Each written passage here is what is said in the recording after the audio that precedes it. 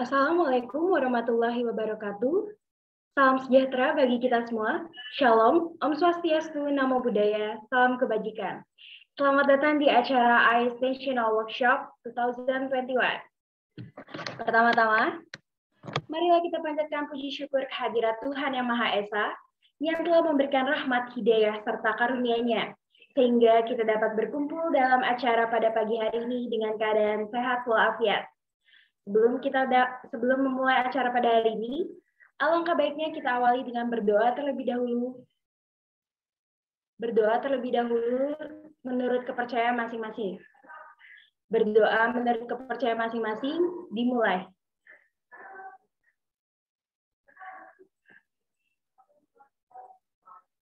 Berdoa dapat diakhiri. Yang kami hormati, National Director IELTS Indonesia, Kak Graciela Amaris. Selanjutnya, yang kami hormati, Vice Director of Partnership, Kak Indri Putri Madina. Serta saya ucapkan selamat datang kepada para peserta yang berbahagia. Baik, sebelum memulai acara, adapun SOP yang harus diperhatikan ialah yang pertama, peserta wajib mengubah nama sesuai dengan format yang telah ditentukan sebagai berikut. Nama _ komunitas atau nama _ LC. Kedua, peserta diwajibkan untuk memakai pakaian bebas, rapi, dan juga sopan. Ketiga, peserta diharapkan hadir 15 menit sebelum acara dimulai. Keempat, seluruh peserta diharapkan untuk mengaktifkan video dengan menggunakan virtual background yang telah disediakan. Dan terakhir, peserta juga dimohon untuk tidak mengaktifkan mikrofon selama acara berlangsung. Selanjutnya, akan ada link presensi yang akan dikirimkan oleh panitia melalui kolom chat.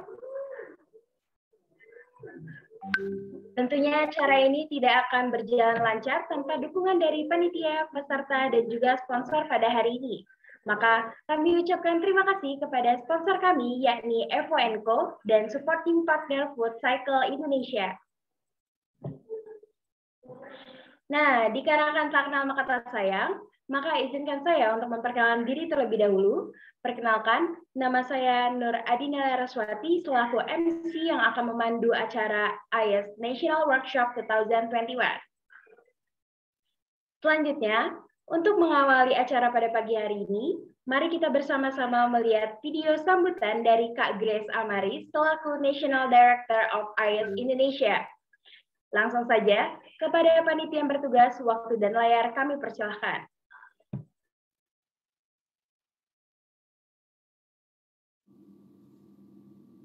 Assalamualaikum warahmatullahi wabarakatuh. Shalom, Om Swastiastu, Namo Buddhaya, salam kebajikan. Selamat pagi dan salam sejahtera bagi kita semua.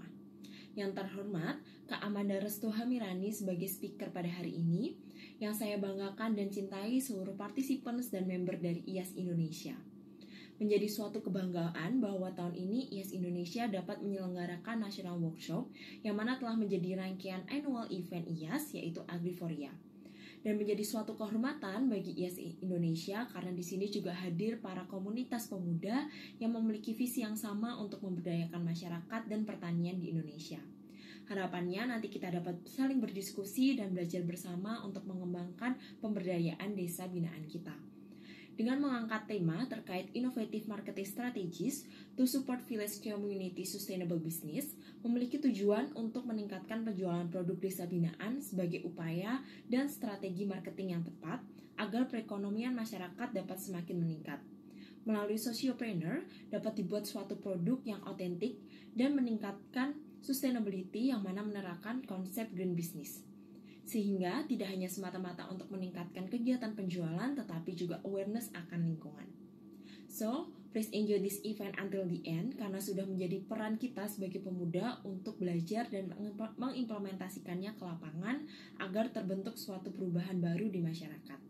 Thank you so much, that's all my speech. Wassalamualaikum warahmatullahi wabarakatuh. Yes, think globally, act locally.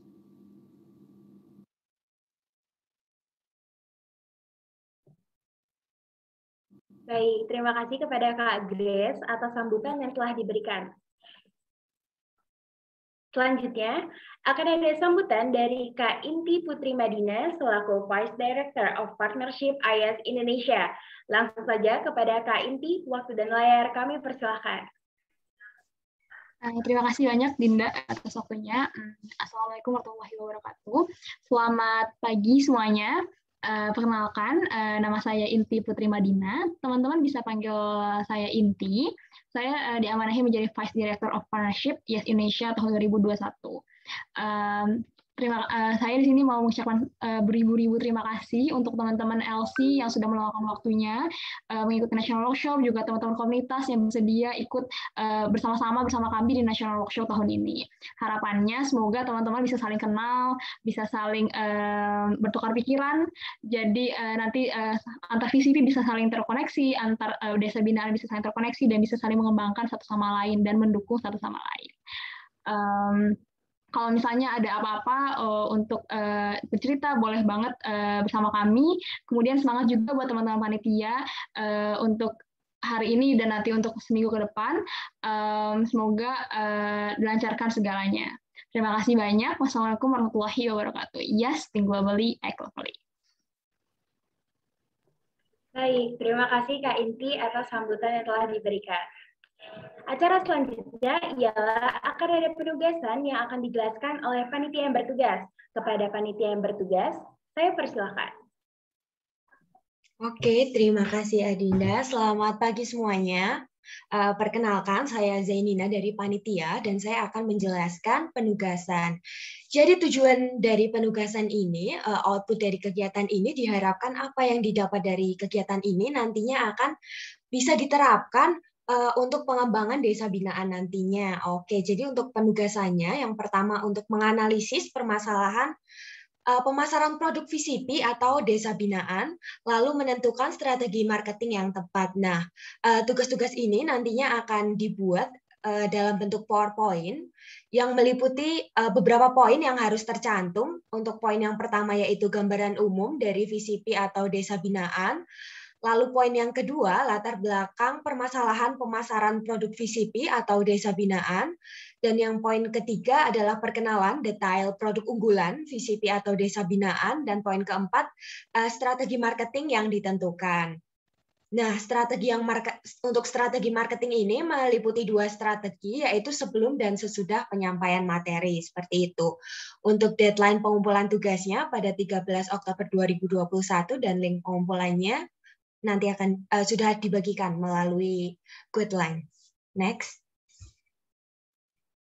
Nah, untuk timeline-nya sendiri, seperti yang tadi sudah saya sampaikan, 13 Oktober 2021 merupakan deadline pengumpulan tugas PPT dengan format nama LC atau komunitas _IAS National Workshop 2021.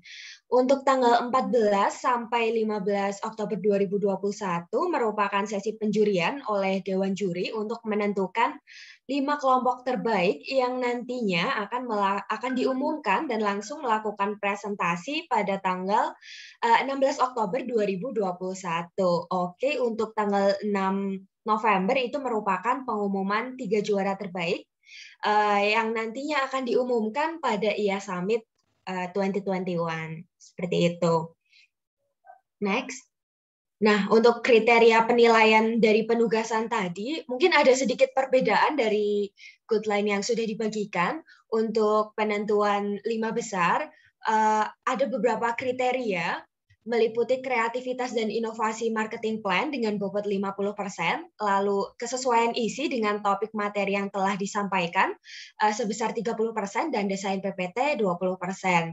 Selanjutnya, untuk penentuan 3 juara terbaik ini pure berdasarkan presentasi pada hari H, seperti itu, dengan beberapa kriteria, yaitu intonasi dan public speaking sebesar 25%, pemahaman materi 50%, dan durasi 25%. Nah, untuk durasinya sendiri, ada sedikit perbedaan juga dari guideline, yaitu 5 menit untuk presentasi dan 2 menit untuk penjurian. Seperti itu mungkin penjelasan penugasan dari panitia. Untuk teman-teman yang mau bertanya atau masih kurang paham mengenai penugasan, bisa mungkin langsung ditanyakan. Bisa langsung raise hand untuk on mic atau menuliskan di kolom chat seperti itu.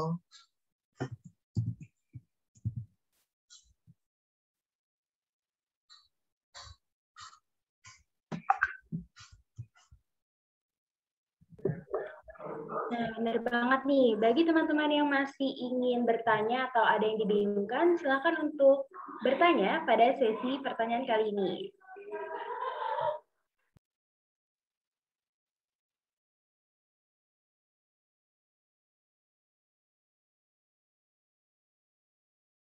Gimana nih teman-teman? Apakah ada yang ingin ditanyakan?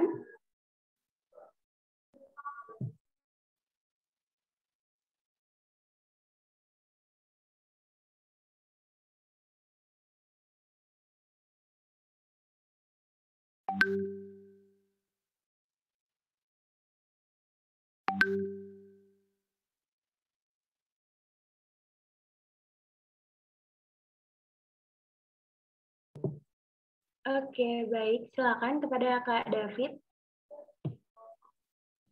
Baik, terima kasih. Mohon maaf sebelumnya belum bisa open cam karena jaringannya sedikit gangguan ya. Ini menanyakan untuk perihal penentuan 5 besarnya dan untuk presentasinya berarti yang untuk mempresentasikan hasil PPT-nya nanti yang hanya 5 besar tadi itu ya? Iya benar Kak. Iya, mohon maaf saya izin menjawab. Iya benar seperti itu Kak. Jadi 5 besar itu penilaiannya hanya berdasarkan dari PPT yang sudah dipilih pemateri. Lalu 5 besar ini nanti akan diumumkan langsung pada hari H dan langsung melakukan presentasi seperti itu Kak. Oke, baik. Terima kasih Kak. Iya. Baik, terima kasih Kak David. Mungkin masih ada yang dibingungkan nih oleh teman-teman lainnya. Silakan untuk bertanya pada sesi tanya jawab kali ini.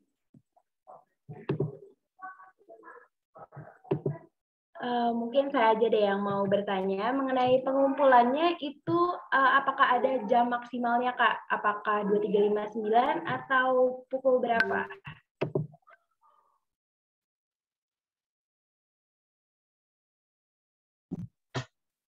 Oke, iya.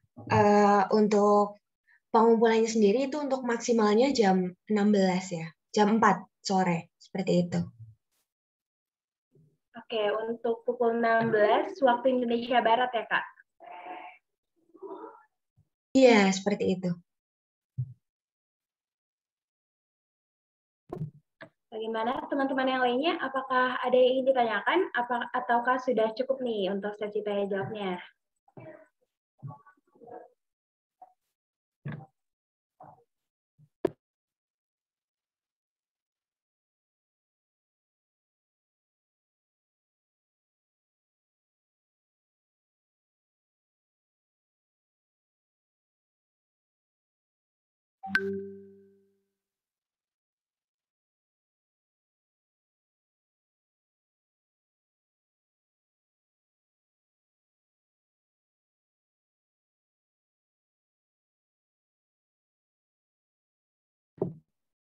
Oke deh, mungkin tidak ada yang ingin bertanya ya.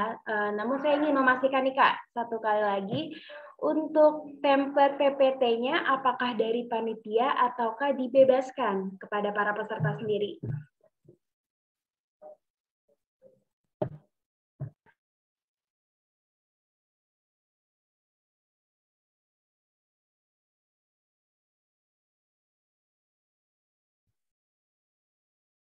Oke, saya izin menjawab mungkin ya.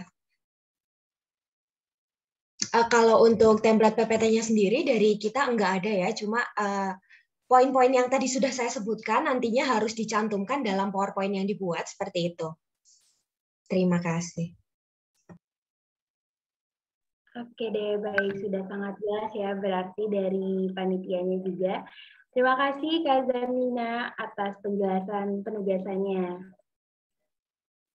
Selanjutnya nih, untuk menaikkan semangat kita pada pagi hari ini, akan ada sesi games. Nah, teman-teman.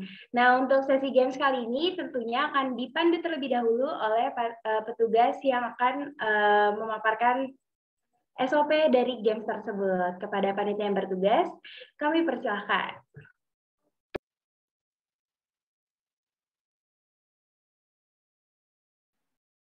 Oke, selamat pagi teman-teman. Sebelumnya suara dan video aku kelihatan dengan jelas nggak ya? Terdengar Kak, sudah sangat jelas. Oke deh, nah tadi kan udah dijelasin nih sama Kak Zainina tentang bagaimana teknis pelaksanaan lombanya. Nah, untuk biar teman-teman makin semangat nih, gimana kalau kita sekarang main game? Oke, next slide. Jadi, sebelumnya aku mau ngasih tahu rules-nya rules dari game ini dulu ya teman-teman. Nah, jadi ada 5 orang yang bisa menjawab pertanyaan ini, yang tahu jawabannya ketik di kolom chat ya, nanti akan aku tunjuk. Oke, jadi gamenya itu adalah clue-nya perhitungan warna. Kalau hijau tambah hijau ditambah ungu, jadinya berapa teman-teman? Ada yang tahu nggak? Clue-nya perhitungan warna. Ayo, mungkin yang tahu bisa langsung ketik di kolom chat.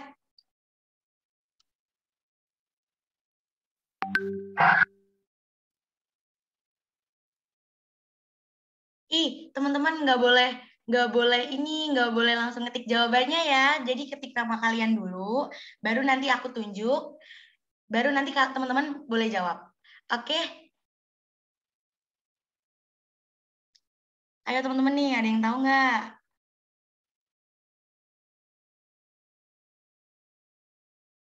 Yang tahu bisa langsung ngetik namanya di kolom chat.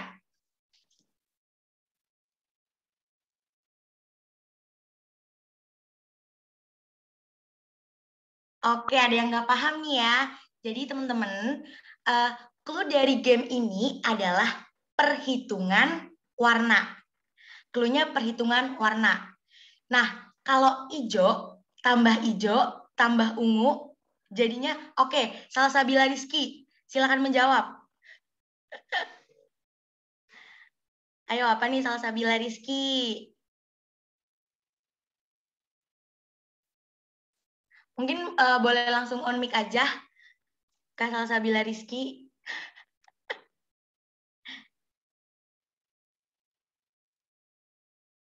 Oke, karena mungkin terkendala jaringan ya, Kak Salsabila. Nggak kedengeran, Kak. Teman-teman yang lain suara Kak Salsabila kedengeran nggak ya?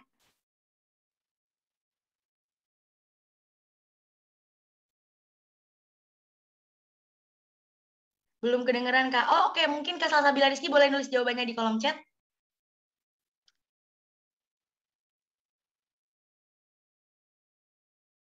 Oke.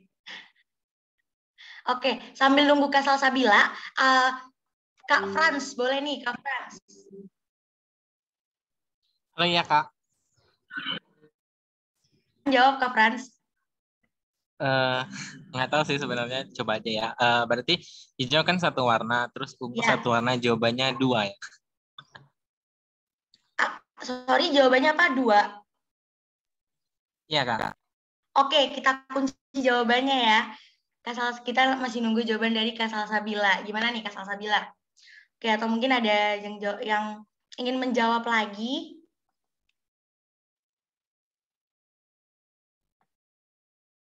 Oke, jawabannya -4 ya, Kak. Oke, kita kunci jawabannya ya. Ayo, mungkin teman-teman ada yang mau ngejawab lagi? Oke, Kak David. Silakan Kak David. Berapa nih menurut Kak David? Jawabannya warnanya atau angkanya ya? Perhitungan warna. Silakan dijawab, Kak. 50. 50. Oke, kita kunci jawabannya ya. Oke. Mungkin ada teman-teman lagi yang mau ngejawab. Masih ada 2 orang lagi nih, teman-teman. Clue-nya perhitungan warna ya, teman-teman.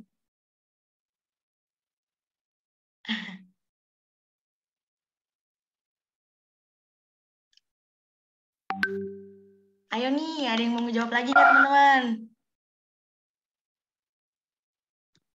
Oke, karena mungkin udah nggak ada teman-teman yang mau jawab. Oke, Kak Rifka jawabnya sama dengan Kak Salsabila. Oke, satu orang lagi, ada yang mau menjawab?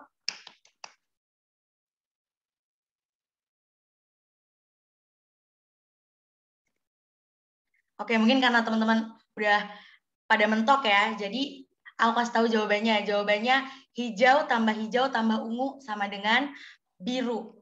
Kalau merah dikurang biru sama dengan apa, teman-teman? Hijau tambah ungu sama dengan biru. Kalau merah dikurang biru sama dengan, ada yang tahu nggak, teman-teman? Biru, Kak. Oke, Kak Inti, mungkin Kak Inti boleh nulis nama dulu kali ya.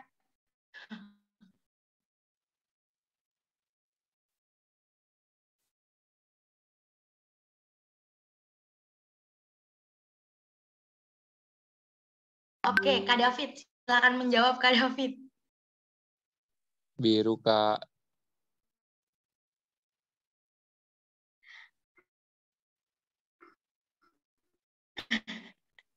Gimana, Kak David? Gimana? Jawabannya biru, Kak. Merah dikurang biru, Merah jawabannya dikurang biru sama dengan biru. Betul, betul. Oke, karena udah ada yang betul ngejawabnya nih teman-teman, kita langsung next aja ya, next slide. Ke game selanjutnya. Oke, jadi clue dari game selanjutnya ini adalah bumi itu bulat. Bumi itu bulat. Aku kasih contoh dulu ya teman-teman. Kalau 0 tambah 0 itu sama dengan 2. Kalau 10 tambah 1 sama dengan, ayo. Ada yang bisa jawab gak nih teman-teman? Oke, Kak Aisyah. Silakan menjawab. Halo Kak, aku izin jawab ya. Ya. 10 tambah 1, 1. Betul. Yeay. Oke, kalau udah ada yang benar, kita ke next pertanyaan ya. Kalau 1000 tambah 10, ada yang tahu nggak teman-teman? 1000 tambah 10. Clue-nya itu bumi itu bulat. Oke, ini Kak Rentika. Silakan Kak Rentika. 1000 tambah 10 sama dengan? 1000 tambah 10 sama dengan 4. Betul. Oke, sekarang kalau 10.000 dikurang 10 sama dengan? Ada yang tahu nggak teman-teman? Oke, Kak Iin. Kalina, sorry. 10.000 dikurang 10 sama dengan? Dunia bumi itu bulat.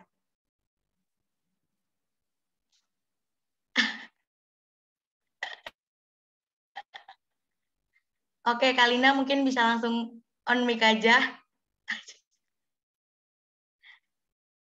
Betul, Kalina. Oke,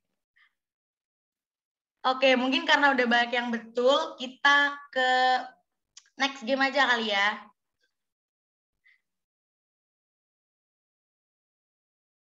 Oke, jadi clue dari game ini itu adalah yang paling akhir menentukan segalanya. Ingat ya teman-teman, yang paling akhir menentukan segalanya.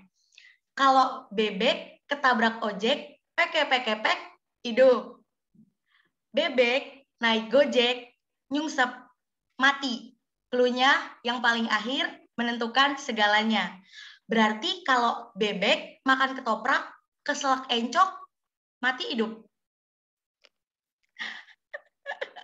Ya, pagi-pagi udah disuruh pikir ya teman-teman. Tapi nggak apa-apa, daripada bisa sekalian melatih kecerdasan. Oke, mungkin kalau teman-teman yang tahu bisa langsung ketik namanya. Oke, Kak Frans, silakan Kak Frans. Mati ya, Kak? Salah. Yang paling akhir menentukan segalanya. Kalau bebek ketabrak ojek pek, hidup. Oke, mungkin yang kalau mau bisa jawab, ketik namanya dulu ya, Kak. Kalau bebek naik gojek, nyungsep, mati. Oke, Kak Arfi, hidup. Betul. Kalau bebek ketabrak galon, meledak, mati hidup. Mati. Aisyah, hidup. Betul, hidup. Oke. Kak, tolong sebutin nama dulu ya, Kak, sebelum menjawab. Oke, lagi. Nih, kalau bebek naik roller coaster, keselak, pingsan, aduh, mati hidup. Mati hidup. Bebek naik roller coaster, keselak, pingsan, aduh, mati hidup. Reka Rentika, mati. Betul. Kak Kris Lilia, mati. Betul. Oke. Kalau bebek kecemplung sumur, pingsan, tidur, ngantuk, ya udah deh, mati hidup.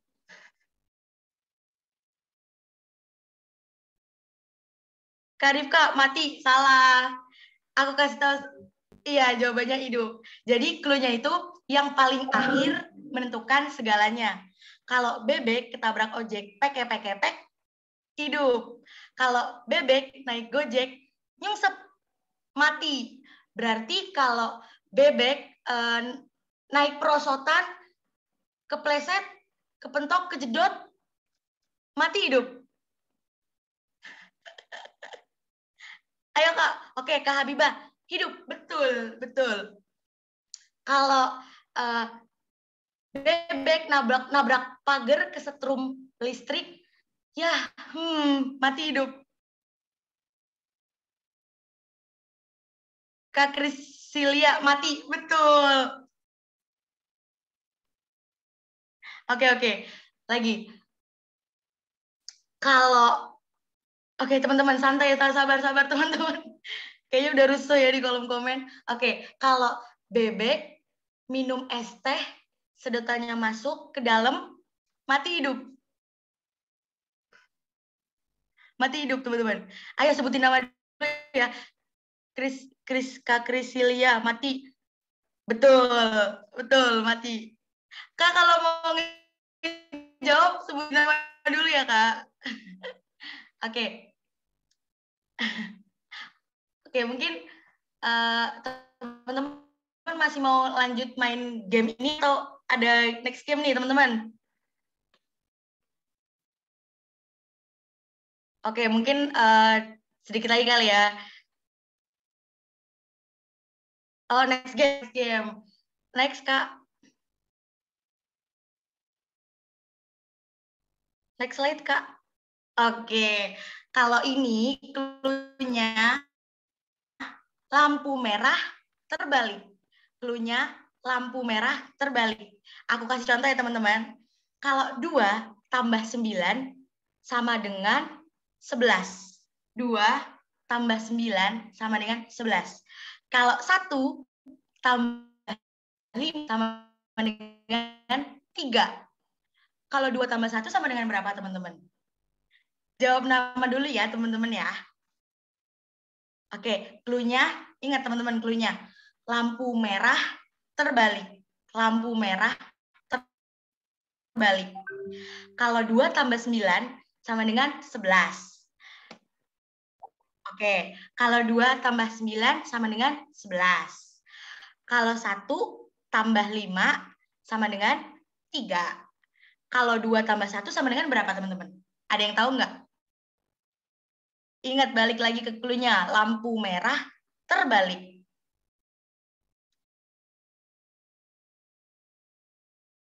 Lampu merah loh, teman-teman. Tapi clue-nya lampu merah terbalik. Oke, Kak Arfi, 0.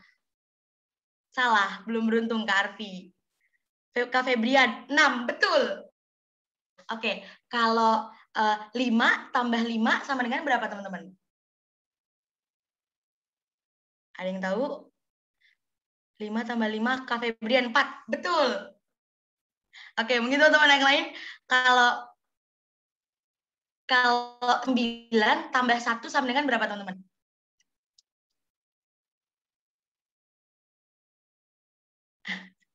Enggak. Aku enggak janjian sama Kak Febrian. Kak, kalau mau jawab tulis nama dulu ya, Kak. Kalau 5 tambah 5 berapa nih, teman-teman? Oh, tadi pertanyaan kalau 9 tambah 1 ya, Kak Fran, setuju? Betul. Kalau 5 tambah 2 sama dengan berapa, teman-teman? Cluenya lampu merah terbalik. Bukan. Ini bukan games bebek, Kak. Ini bukan. Udah beda. Oke. Kalau 5 tambah 2 berapa nih, teman-teman? Ada yang tahu nggak? Oke, Kak Ocan, ntar kita main game itu lagi ya. Cluenya lampu merah terbalik. 2 tambah 9, 11. 1 tambah 5, 3. Tadi 2 tambah 1,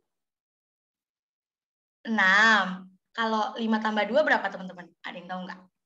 Lampu merahnya terbalik. Cluenya. Oke. Oke, dan tahu nggak nih, teman-teman? Gamenya agak sedikit susah ya, padahal ini gampang banget dan cluenya itu lampu merahnya terbalik. Ada yang bisa nggak nih, teman-teman?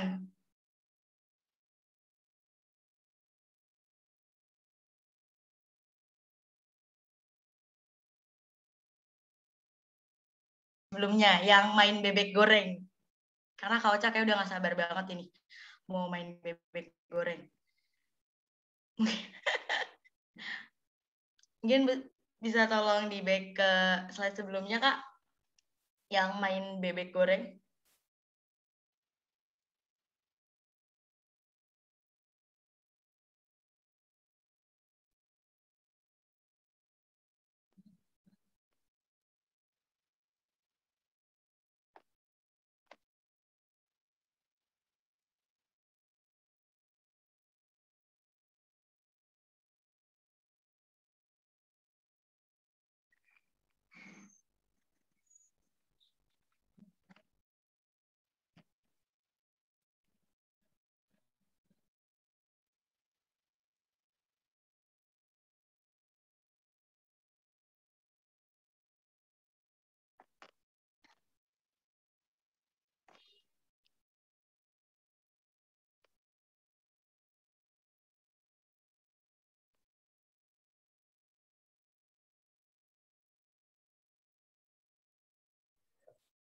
Gimana nih Kak Widya, masih lanjut atau sudah nih? Oke.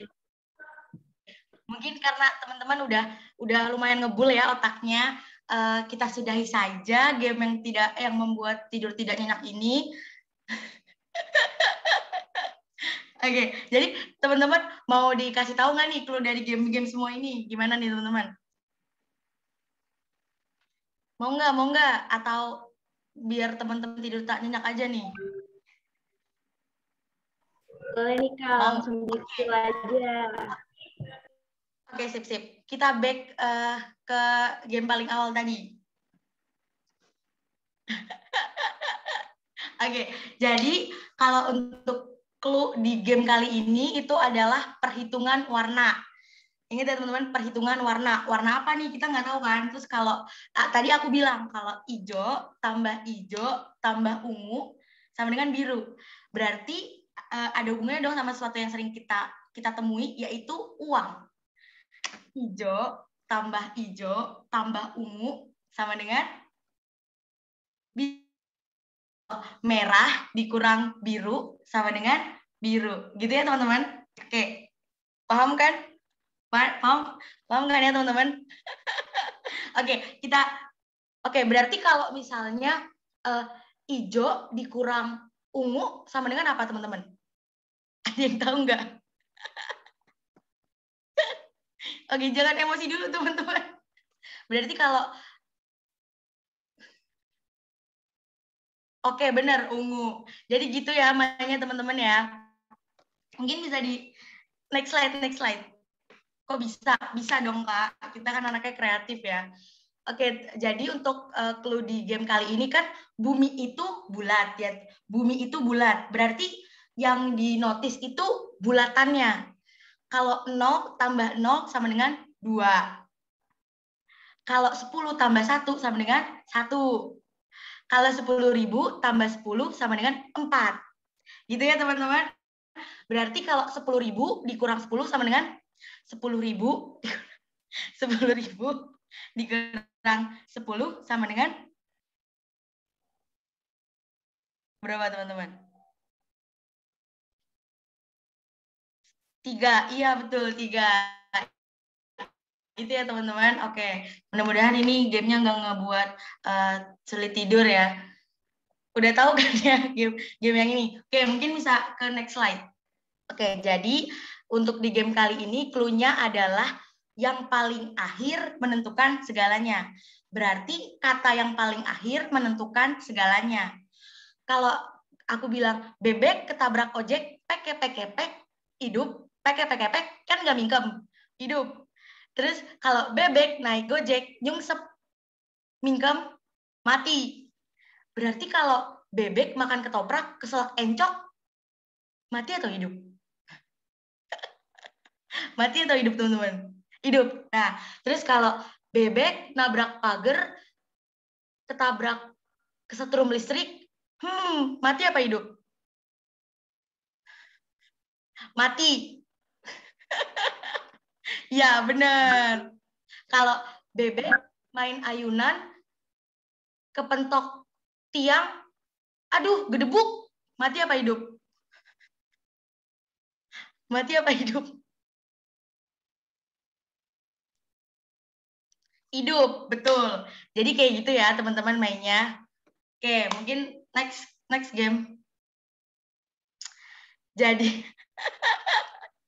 jadi clue di game kali ini lampu merah terbalik. Berarti kan ini merepresentasikan angka-angka yang ada di lampu merah dan dia tuh terbalik. Berarti kalau 2 jadi terbalik jadi berapa? 5.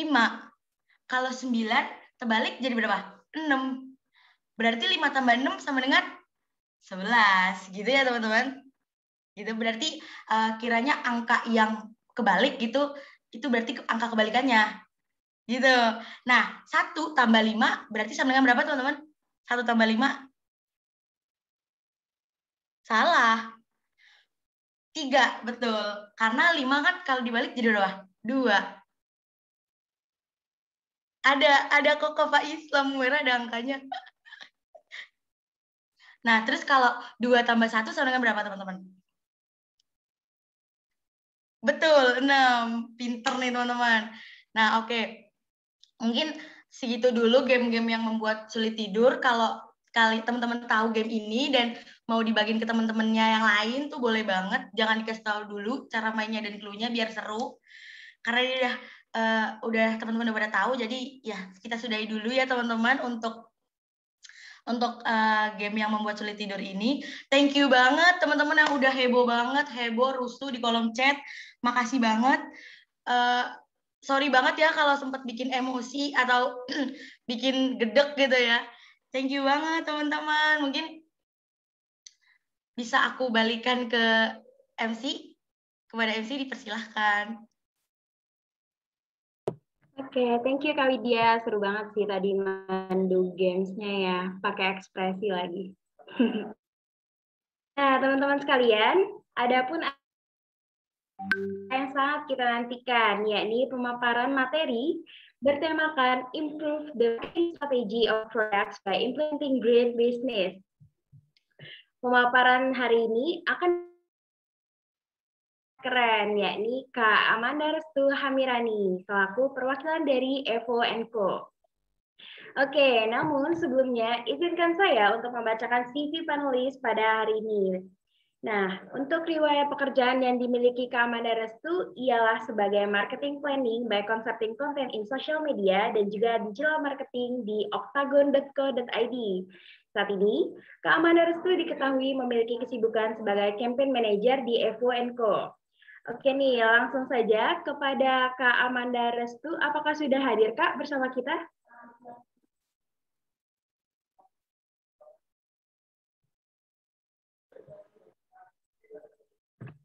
Halo, selamat pagi teman-teman. Yes. Halo Kak, selamat pagi juga Kak Amanarsu.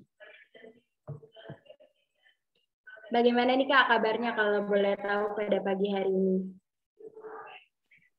Puji Tuhan, baik. Bisa sarapan, terus juga olahraga sebentar, biar hidup lebih sehat juga. Oke, Alhamdulillah kalau seperti itu. Berarti sudah siap ya Kak untuk memandu pemaparan materi pada hari ini? Oke. Ini saya boleh langsung share screen ya? Boleh Kak. Kepada Kak Amanarsu, kami persilahkan.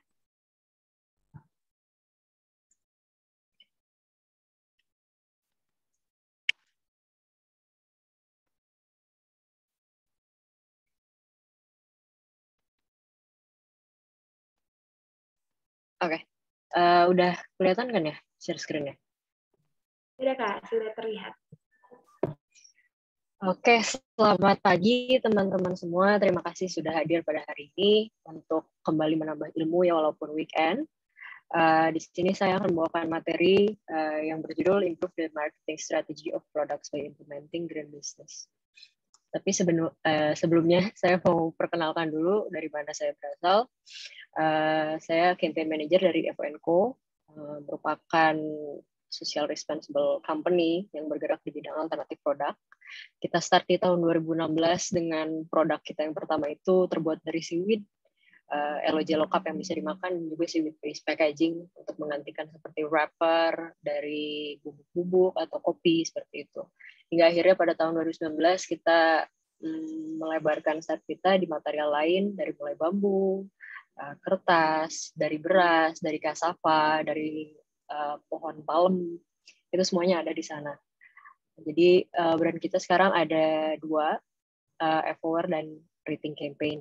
FOWare fokus di produk dan juga Rethink Campaign untuk mendukung segala macam aktivitas campaign yang berhubungan dengan lingkungan. Oke. Selanjutnya langsung kita masuk ke materi kita ya. Pertama pasti kita harus paham dulu nih, apa itu green business. Nah, kalau teman-teman baca di sini, green business is a business that is committed to principle of environmental sustainability and social responsibility. Maksudnya kayak gimana sih? Jadi core-nya apa sih? Apa yang membedakan green business dengan bisnis lainnya? Nah, di sini ada 5 core yang saya rangkum. Yang pertama itu green companies have a sense of responsibility kayak yang tadi di awal kan. Jadi kita harus punya rasa tanggung jawab. Rasa tanggung jawabnya itu ke siapa? Ke lingkungan dan juga ke masyarakat sekitar atau sosial. Jadi bisnis yang kita jalankan itu tidak akan merugikan dua pihak tersebut. Lalu untuk yang kedua, green business care for their workers. Jadi nggak cuman hanya untuk alam ya sebenarnya green business itu. Jadi kita harus peduli juga kepada orang yang bekerja pada kita. Kita harus memberikan mereka decent wage atau gaji yang sesuai gitu. Nah, kalau kita sekarang kan ada UMR ya, jadi at least sesuai dengan UMR. Terus juga ada decent work hour, kita juga punya maksimal bekerja kan dalam waktu 1 bulan, itu harus ditepati juga. Lalu selain decent wage and decent work hour, juga kita harus improving their skill juga. Jadi kalau misalkan, walaupun kita cuma punya, let's say small business yang cuma punya 2 karyawan gitu yang ngebantu kita, atau cuma 1 bahkan, kita juga harus meningkatkan skill mereka. Jadi yang berkembang itu tidak hanya the business owner, tapi juga workers-nya. Lalu selanjutnya nomor 3, green companies improve their communities. Jadi green business itu kalau melaksanakan aktivitasnya tidak hanya memberikan benefit kepada company-nya saja, tapi juga kepada masyarakat sekitar yang ada di lokasi tersebut. Seperti yang sudah dilakukan dengan IAS kan ya, ada VCP, konsep VCP. Lalu nomor 4, green companies produce green product. Green product ini sebenarnya ini nyambung dengan yang nomor 5. Nomor 5 itu summarizing semua yang ada di sini. Produknya itu dari mulai desain sampai shipping, produksi sampai marketingnya itu harus green. Pertama, dari kita mulai designing how to produce the product gitu. Kita kan pasti punya manufacturing requirement kan. Jadi misalkan aku bikin keripik singkong gitu ya, let's say seperti itu. Nah, cara saya untuk mengambil bahan-bahan singkongnya seperti apa? Cara pengolahannya seperti apa? Berapa energi yang dikeluarkan saat membuat produk tersebut? Terus juga kalau produknya sudah jadi, packagingnya seperti apa? Apakah packagingnya plastik? Kalau packagingnya plastik, udah pasti it's not a green business gitu ya, karena kita kan nggak mau merugikan environment. Mungkin packagingnya kita ubah menjadi salah satu produk dari FNCO, sugarcane container misalkan, kontainer makanan dari ampas tebu gitu. Oke, dari awal sampai tengah udah green nih. Terus udah gitu dari proses shipping, apakah kita pakai bubble wrap yang tebal banget, terus juga kita cara shippingnya juga nggak efektif. Misalkan kalian punya 10 kiriman pada hari ini, terus kalian pagi kalian ke JNE gitu ya misalkan.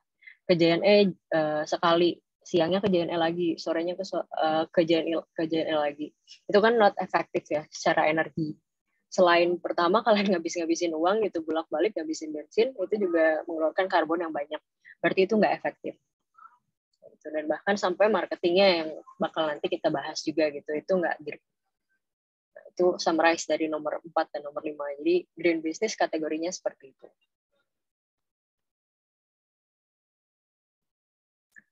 Nah, pasti ada yang mikir ngapain sih jadi green business, kok kayaknya ribet banget dan malah ngabisin biaya yang lebih banyak.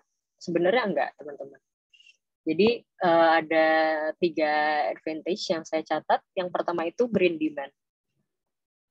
Green demand ini maksudnya adalah adanya permintaan dari pemerintah maupun dari customer. Dari pemerintah itu maksudnya dari segi regulasi. Mungkin di Indonesia sekarang memang hanya di beberapa daerah saja kan yang mengadoptasi less plastik gitu ya. Regulasi seperti kita nggak boleh pakai kantong plastik, nggak boleh pakai sedotan plastik, itu memang sudah ada di Indonesia dan tapi sayangnya memang belum ada di setiap daerah gitu. Mungkin daerah-daerah yang lebih terpencil itu belum ada peraturan seperti itu. Sedangkan ya kalau kita bilang Jakarta, terus juga di Surabaya seperti itu pasti sudah diterapkan. Cuman saya nggak yakin di semua daerah sudah gitu. Walaupun di Indonesia sebenarnya sudah ada target untuk mengurangi 70% plastik itu per tahun 2030 ya kalau nggak salah SDGs kita. Tapi ya memang action-nya belum terlalu banyak sih sampai sekarang. Cuman bakal ada demand in a certain point of year gitu yang mewajibkan kita untuk menjadi green. Dan kalau misalkan kita sudah prepare dari sekarang, itu akan lebih menguntungkan. Karena green business juga berkaitan dengan habit. Kalau misalkan kita sudah terbiasa, kita akan lebih mudah juga untuk mengoperasikannya. Kayak gitu, mindset kita sudah berubah. Jadi pertama sudah ada permintaan dari pemerintah karena adanya aturan, terus juga permintaan dari customer.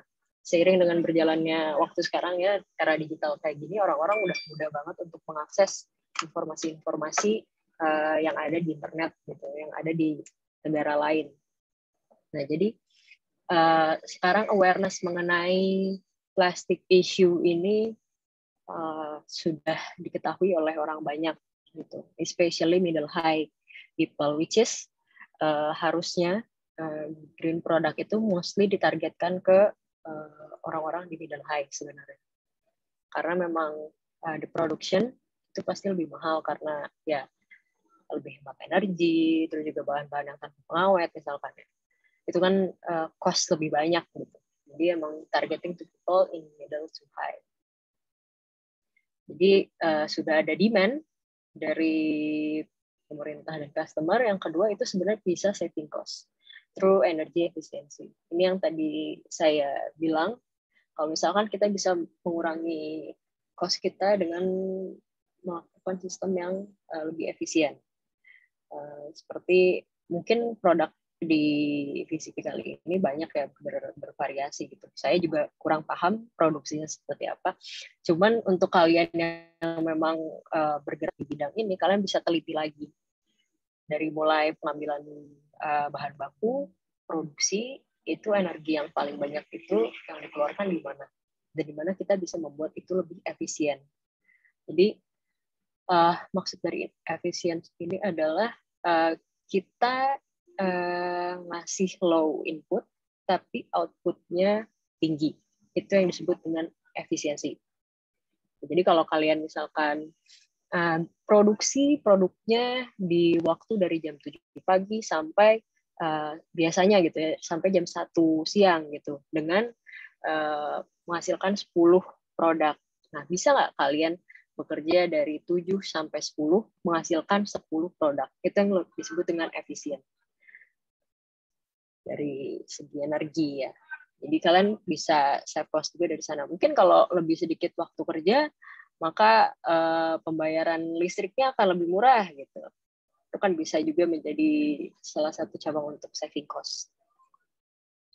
Lalu yang ketiga ada product differentiation.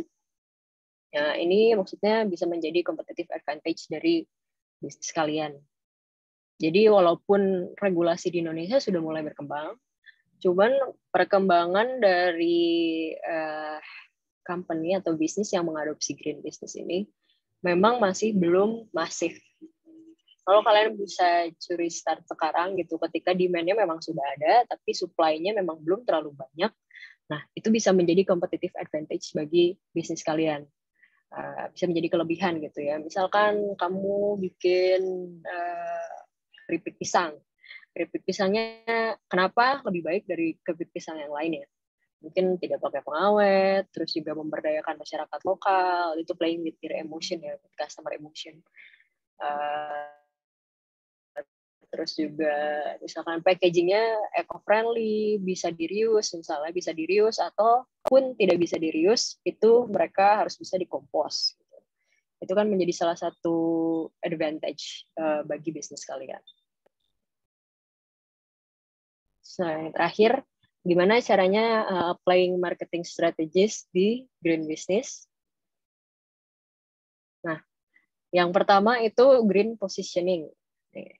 Your product will not be commercially successful if green branding attributes are not effectively communicated.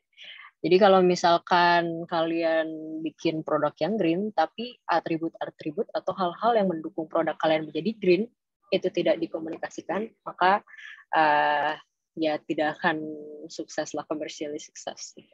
Atribut di sini tuh maksudnya apa aja? Jadi ya itu bisa dibagi menjadi functional and emotional. Nah, functional ini itu adalah sisi di mana produk kalian bisa digunakan atau dipakai oleh customer. Sedangkan untuk emotional adalah value yang mereka beli dari produk kalian. Jadi customer itu nggak selamanya beli produk untuk satisfying their needs, tapi kadang juga untuk memenuhi faktor emosional mereka, apa yang mereka butuhkan secara emosional. Misalkan kalian menjual produk lalu mau menonjolkan sisi fungsionalnya, bisa dikatakan kayak it's healthy atau reusable packaging gitu kan, itu kan yang mereka pakai. Terus juga it's made of safe ingredients, itu kan atribut mengenai fungsi. Misalkan bisa dipakai untuk kalau misalkan baju eco-friendly gitu ya, yang non polimer, bisa digunakan untuk olahraga tanpa gerah, itu kan fungsional sekali ya. Cuman tetap eco-friendly karena dia tidak pakai polimer. Terus untuk dari sisi emosionalnya ini, misalkan seperti we prioritize our customer health, itu kan sangat customer centris ya. Dan itu salah satu nilai dari green business. Atau misalkan we're helping environment at the same time gitu, atau you can help environment with us gitu. Jadi kita playing with their emotion. Atau mungkin yang sekarang dilakukan oleh VCP tadi sudah saya katakan, you're also helping community people in mana gitu, di mana dia berada gitu. Mungkin itu bisa digunakan sebagai salah satu positioning untuk marketing. Lalu yang selanjutnya ada educate your customer. Jadi karena produk green itu memang belum semua tahu. Mungkin orang-orang udah paham dengan yang namanya sedotan ramah lingkungan gitu ya. Udah di mana-mana gitu. Dari mulai yang dulu dari plastik yang booming banget itu yang ada sikatnya, sampai sekarang yang lebih biodegradable gitu. Ada yang dari beras kalau dari Eco, dan juga dari paper. Nah, cuman kalau misalkan kalian punya produk yang memang belum umum gitu, belum informasinya belum banyak di masyarakat, nah, kita harus ngasih decent amount of product knowledge kita dari mulai produksinya tadi. Nah, ini tuh sebenarnya bisa dijadikan sebagai keunggulan kalau kalian bisa cerita ke customer kalian gitu, how we become green, itu bakal lebih baik banget impact-nya. Dan kalian juga harus memberitahu bahwa what we're doing right now is solving the environmental problem. Jadi mereka paham dan mengerti bahwa value dan goals kalian itu adalah sesuatu yang mereka cari.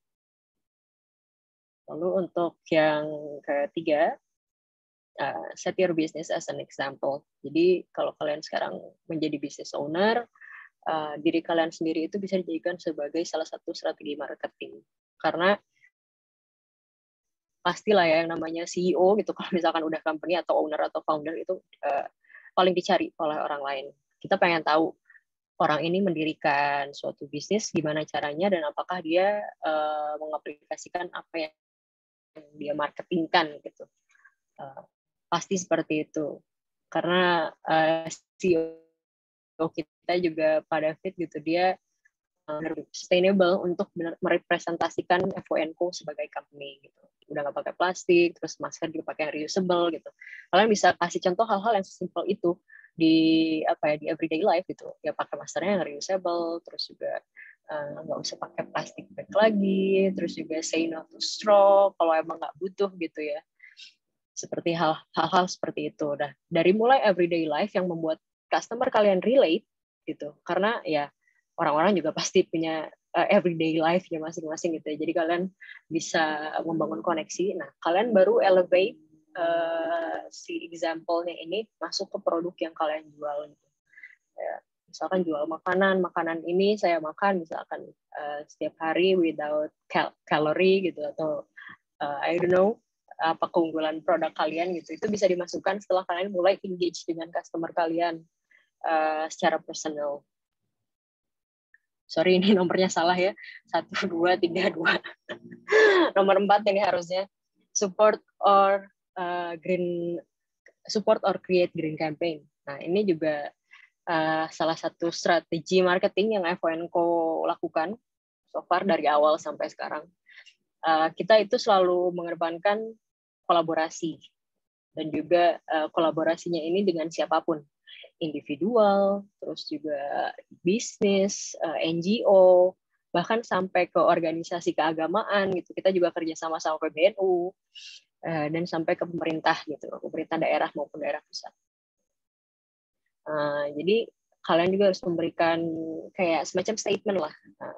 Kalau misalkan impact yang kalian lakukan itu tidak hanya memberikan benefit kepada company, tapi juga kepada masyarakat secara keseluruhan gitu. Dari mulai community seperti yang tadi di awal ya, dari mulai community sampai ke worker kalian, terus juga bahkan sampai lingkungan gitu, yang merupakan tujuan paling utama dari konsep green business ini. Kalian harus agak show off lah gitu ya bahasanya. Kalian harus agak show off untuk misalkan saya dukung gerakan kalau kalian tahu diet kantong plastik gitu. Nah, itu bisa juga dilakukan sebagai strategi marketing. Kalian ibaratnya nempel lah ke si BDIKP ini.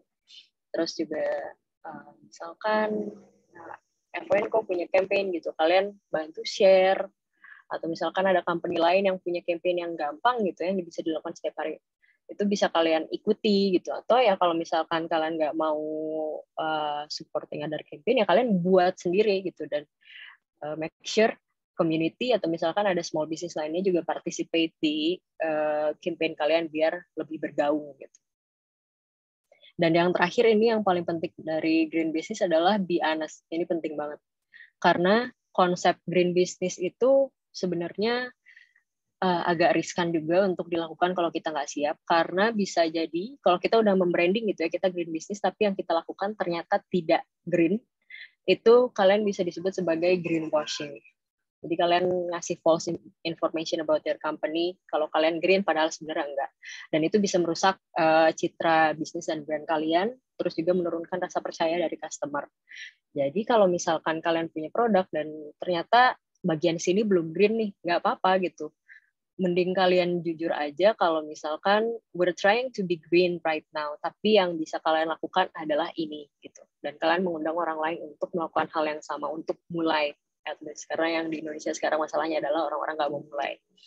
Jadi bisa jujur aja gitu. Gak usah, kita dari pengambilan produk sampai shipping, green gitu. Kita nganter pakai sepeda, padahal kalian naik motor gitu. Itu jangan sampai ada hal yang seperti itu, karena bisa dilabeli sebagai greenwashing company. Nah, itu. Oke, materinya sampai sini aja.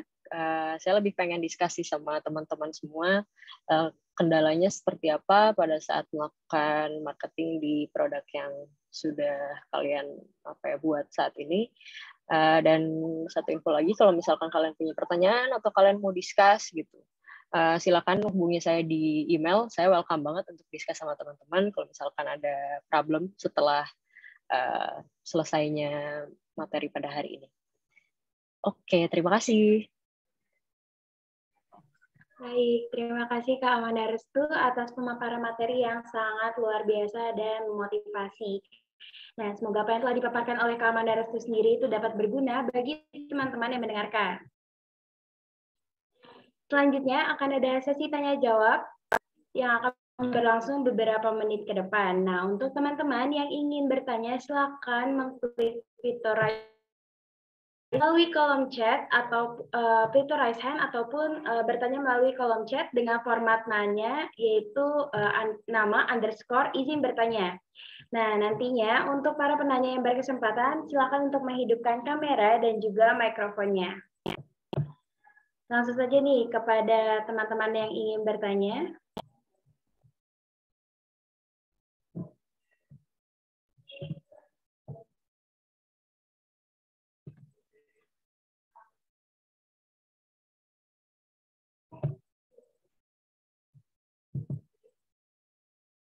Gimana nih ya teman-teman? Mungkin masih ada yang dibingungkan gitu.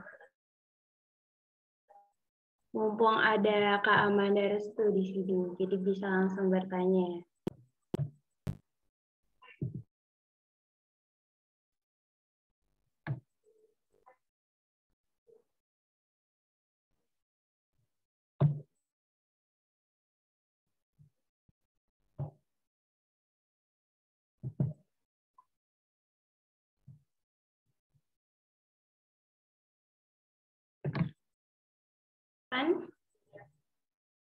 Ingin bertanya nih.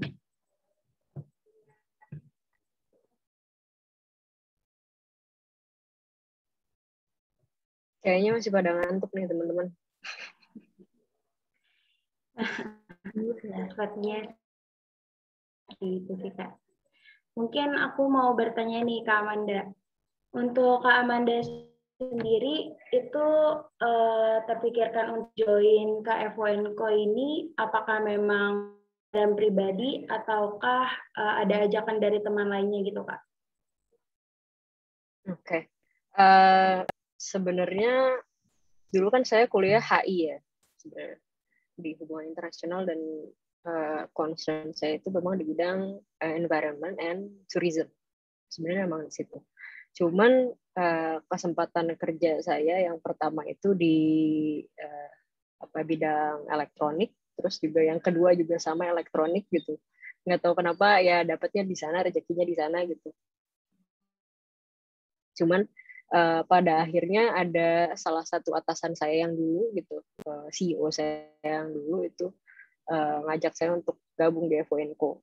Pastinya senang banget gitu karena memang concernnya di sana gitu, dan di sini bisa release full full attention ke environment gitu. Jadi ya dari sana awalnya.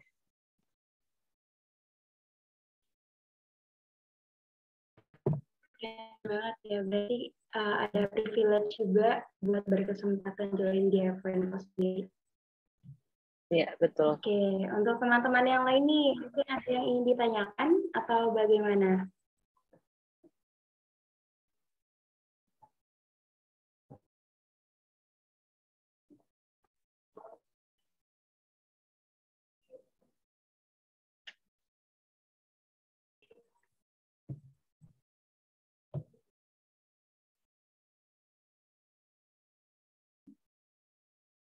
Oke, mungkin dari Kak Inti mau bertanya. Silakan Kak Inti. Oke, terima kasih Dinda. Terima kasih banyak Kak Amanda atas pemaparannya.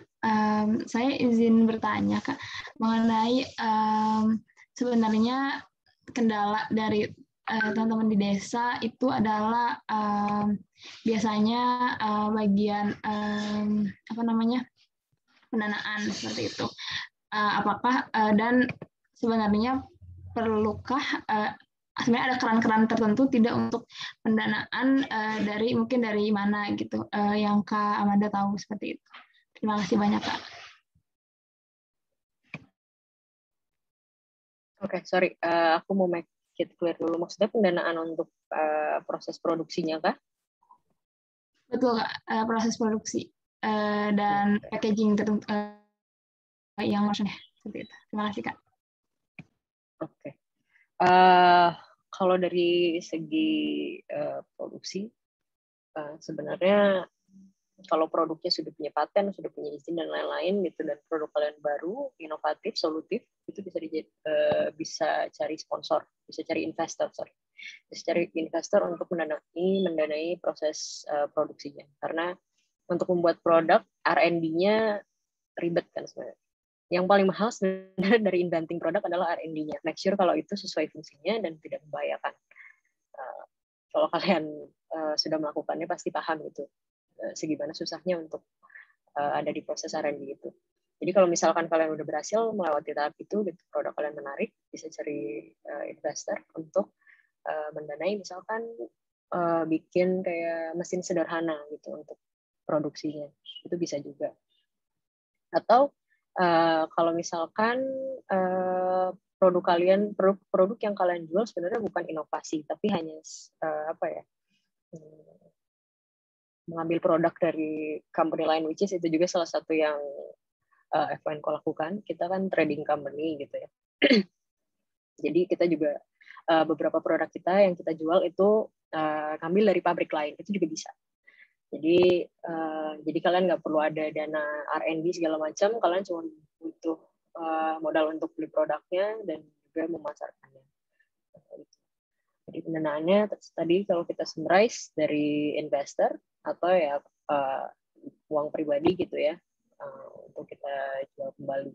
Terus juga kalau untuk packaging, sebenarnya emang kenyataannya pada saat ini adalah packaging adalah salah satu terutama yang dipertimbangkan ketika kita mau going green, karena harganya sekarang masih lebih mahal karena namanya new invention gitu, dia belum bisa mass production yang semasif plastik gitu kayak sekarang, jadi pasti lebih mahal. Untuk cost-nya sendiri sebenarnya alternatif packaging itu banyak banget range-nya, banyak banget contoh-contohnya dan material-materialnya gitu ya. Ada yang dari cassava, ada yang dari beras gitu, ada yang dari seaweed gitu. Kalian tinggal pilih aja yang mana yang paling suitable untuk produk kalian. Dan juga secara cost paling sensible di sini adalah kalian mampu untuk membeli packaging tersebut dan memasukkan packaging tersebut sebagai fixed cost, yang mana fixed cost itu adalah pengeluaran wajib gitu ya, udah nggak bisa diganggu-gugat karena nggak mungkin kita jual produk tanpa packagingnya gitu ya, kita kasih pakai tangan kan nggak mungkin. Jadi ya itu yang harus dipertimbangkan. Nah kalau kalian mau tahu nih packaging apa aja yang FNCO sediakan, boleh banget untuk visit website kita karena di sana udah lengkap. Dan di Instagram kita juga kita selalu raising awareness mengenai produk-produk apa aja yang kita sediakan. Semoga menjawab pertanyaannya ya. Terima kasih banyak Kak Amanda jawabannya. Oke, sepertinya Dinda masih gangguan ya teman-teman. Mungkin aku izin membacakan pertanyaan dari Rifka. Rifka Desamain, selamat pagi Kak Amanda, izin untuk bertanya, tapi mungkin sangat sederhana. Saya masih belum paham pada marketing strategis bagian support green campaign. Untuk dampak nyatanya sendiri, seperti apa ya Kak? Dan kira-kira apa saja green campaign yang telah dilakukan oleh FONCO? Terima kasih. Mungkin silakan Kak Amanda. Oke. Impact green campaign ya. Impact green campaign itu memang dia nggak akan direct to sales. Mungkin bisa ketika scale-nya udah besar, tapi kalau misalkan scale-nya masih kecil, kita nggak bisa ngarepin kalau misalkan itu bisa meningkatin sales secara langsung, karena itu lebih ke social impact dan itu meningkatkan brand image kita kepada customer gitu ya. Jadi sebenarnya kalian kalau bikin bisnis harus mikirin dulu kalau bisnis kalian disebut kata apa yang pengen yang pengen ada di customer kalian, kayak one word. Kayak misalkan kita bicara handphone, kalau saya sebut luxurious, pasti yang keluar Apple gitu. Nah, kalian harus punya satu purpose atau satu brand image yang kalian tetapkan dulu gitu. Itu yang penting juga gitu. Kayak FONCO, kita pengen top of mind-nya adalah alternatif produk atau no plastic. Itu top of mind-nya. FONCO itu juga harus jadi pertimbangan ketika kalian buat bisnis. Nah, impact-nya ini yang tadi saya bilang, itu nggak langsung ke sales, tapi ke emotional dan juga brand image kalian. FONCO itu sebenarnya banyak banget ikut campaign dan bikin campaign. Mungkin kalian pengen dengar sukses story-nya gitu ya. Ini emang gunanya buat apa gitu, kok ribet, malas banget. Yang pertama, ketika kita mengikuti campaign itu kita menambah relasi. Itu penting banget. Bisnis itu is about relation. Siapa tahu teman-teman yang ada di sini gitu 5 tahun, 7 tahun ke depan ada yang jadi CEO gitu, who knows. Dan kalian kenal gitu. Mungkin kalian bisa dapat kemudahan. Bahkan kalau kita balik lagi gitu, saya juga bisa masuk ke FONCO karena dinilai atas kerja saya baik gitu oleh atasan saya sebelumnya. Itu kan sebuah privilege yang sebenarnya dibuat gitu, bukan dari lahir gitu saya dapat hal seperti ini, tapi diusahakan. Nah, jadi si green campaign ini selain nambah relasi, juga yang kedua itu dia nambah impact. Nah, tadi kan sudah dibicarakan ya, kalau di awal itu impact-nya itu kan tidak hanya untuk masyarakat. Sekarang mungkin kalian masih fokusnya untuk memberdayakan masyarakat sekitar gitu ya di daerah kampus kalian. Tapi that's only the impact gitu. Gimana kalau ternyata kalian sudah melakukan impact yang lain tapi orang lain nggak tahu? Gimana kalau ternyata kalian udah mengurangi plastik, reducing plastik and so on, tapi orang lain nggak tahu? Sedangkan itu bisa menjadi satu hal yang menjadi daya tarik gitu. Small business bisa going green nih. Kok large company nggak bisa gitu? Itu kan bisa mendorong pertumbuhan green business juga gitu. Kalau kalian memang dari awal tujuannya sudah profit tanpa memikirkan hal yang lain, emang percuma kalian ikut kelas hari ini karena bukan di situ poinnya. Kalau kalian cuma mencari profit, nggak bisa jadi green business karena kita harus ngasih benefit juga untuk orang lain gitu kan. Nah, jadi itu bisa meningkatkan list of impact dari bisnis kalian. Terus yang ketiga dan yang paling terakhir sebenarnya juga adding potential client, karena dengan kalian mengikuti campaign atau supporting other campaign itu kan bakal ada audiens lain yang sebelumnya belum tahu nih tentang bisnis kalian.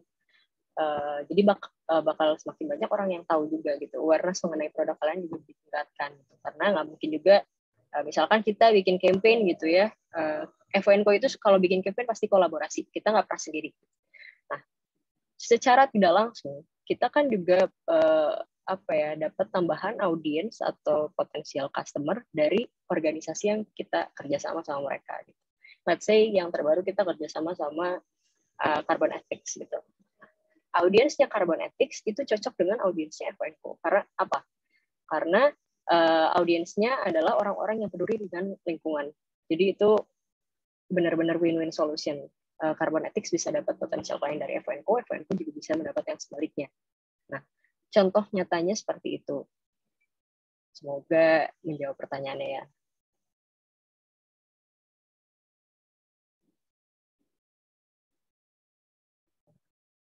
Oke, baik. Mungkin itu yang dapat dijelaskan oleh Kak Amanda Restu. Untuk Kak Rifka, saya rasa juga sudah cukup ya Kak untuk jawabannya itu sudah sangat lengkap juga. Nah, terima kasih Kak Rifka dan Kak Inti tadi yang sudah menanyakan beberapa pertanyaan kepada Kak Amanda Restu. Selanjutnya, akan ada penyerahan token of appreciation kepada Kak Amanda Restu yang akan diberikan oleh Kak Grace Amaris selaku National Director of ICE Indonesia. Kepada Kak Grace, kami persilahkan.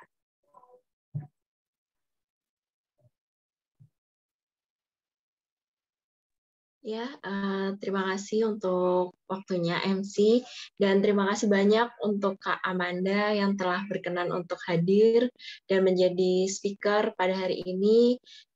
We learn a lot of things dari Kak Amanda. Thank you banget Kak Amanda udah mau sharing dan berbagi insight buat kita.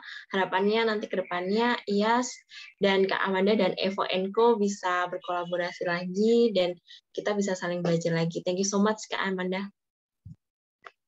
Oke, sama-sama teman-teman. Thank you for having us juga di National Workshop kalian. Semoga ilmunya bermanfaat. Amin. Baik, silakan untuk panitia yang bertugas untuk memandu sesi foto bersama penyerahan TOA pada hari ini.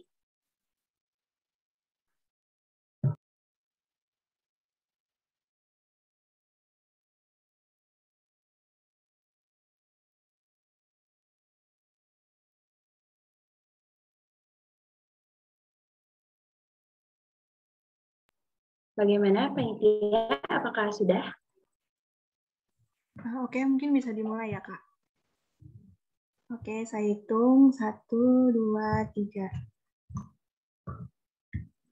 Oke, terima kasih, Kak. Baik, terima kasih kepada panitia yang bertugas.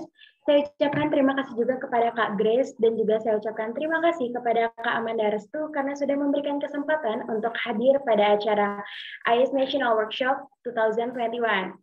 Selanjutnya, izinkan saya untuk menyimpulkan sedikit dari topik bahasan kita hari ini, yaitu mengenai green business. Nah, untuk green business itu memiliki perbedaan di mana memiliki tanggung jawab kepada lingkungan juga. Jadi tidak hanya untuk alam, namun harus peduli dengan sesama makhluk sosial lain dengan upah yang telah diberikan. Untuk pelaksanaan aktivitasnya juga tidak hanya menguntungkan company, namun masyarakat lokal yang ada di sekitar, serta memerhatikan dari packaging, proses shipping, marketing, dan lain-lain. Untuk biaya yang dihabiskan juga tentunya serta pada saat applying marketing di green business harus didukung oleh atribut yang digunakan oleh customer dan value yang memenuhi faktor fungsional dan emosional mereka juga. Selain itu, untuk mengedukasi serta mensupport para customer untuk making positive impacts untuk komunitas, lingkungan, dan lain-lain. Baik, itu saja. Mungkin saya persilahkan kepada Kak Amanda Restu untuk memberikan closing statement pada hari ini dulu, Kak.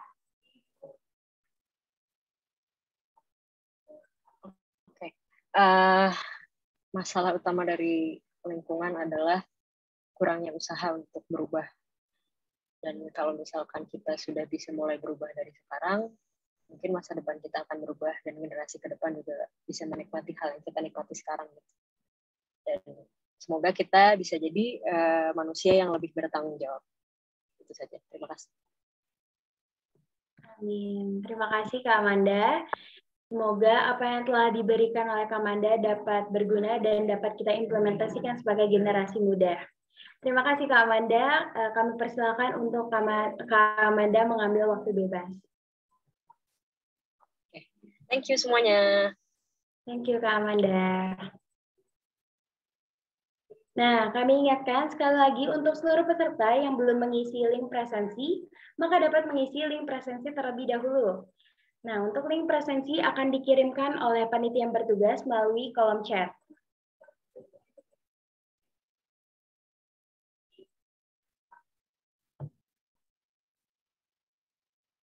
Oke, karena sudah tidak terasa ya, karena kita sekarang sudah berada di penghujung acara. Sebelum acara ini berakhir, tentunya akan ada sesi dokumentasi untuk mengabadikan momen pada hari ini. Kepada panitia yang bertugas, saya persilakan untuk memandu foto bersama pada hari ini.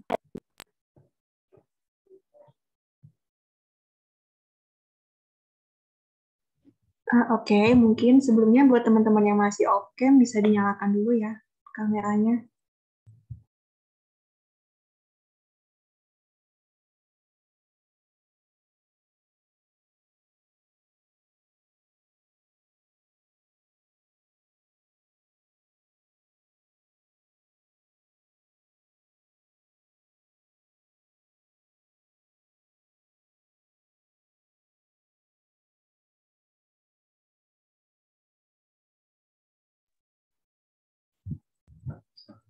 Baik, apa ada yang masih siap-siap?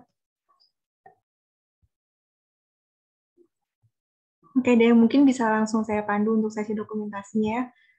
Dalam hitungan ketiga akan diambil screenshot untuk slide pertama. Oke, 1, 2, 3.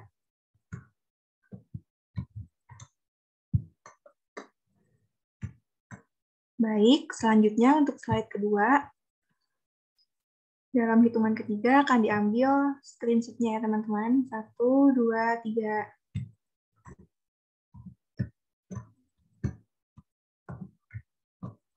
Baik, sudah. Saya kembalikan kepada MC. Baik, terima kasih Kak Ocha karena sudah memandu sesi foto bersama pada hari ini. Sebelum saya pamit undur diri, saya mengucapkan terima kasih kepada partisipan yang telah mengikuti acara dari awal hingga akhir. Juga saya ucapkan terima kasih kepada panitia yang telah menyiapkan acara yang begitu manfaat pada hari ini. Tak lupa kami ucapkan terima kasih juga kepada sponsor kami, yaitu Evo & Co dan supporting partner Food Cycle Indonesia. Sekali lagi saya ingatkan untuk jangan lupa kepada para peserta yang belum mengisi presensi, silakan untuk mengisi presensi terlebih dahulu melalui link yang tertera pada kolom chat. Akhir kata, saya Nur Adinda Raswati selaku MC pada hari ini pamit untuk undur diri. Apabila ada perkataan yang kurang berkenan, saya mohon maaf. Saya akhiri wabillahi taufiq wal hidayah. Wassalamualaikum warahmatullahi wabarakatuh. Sampai berjumpa pada rangkaian acara AIS National Workshop 2021 berikutnya.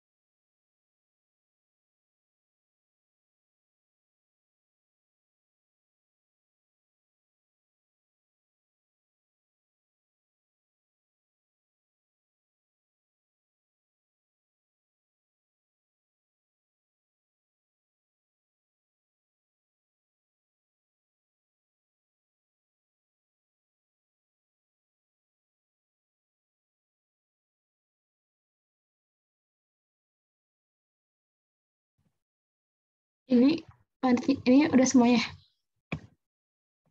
Iya sih.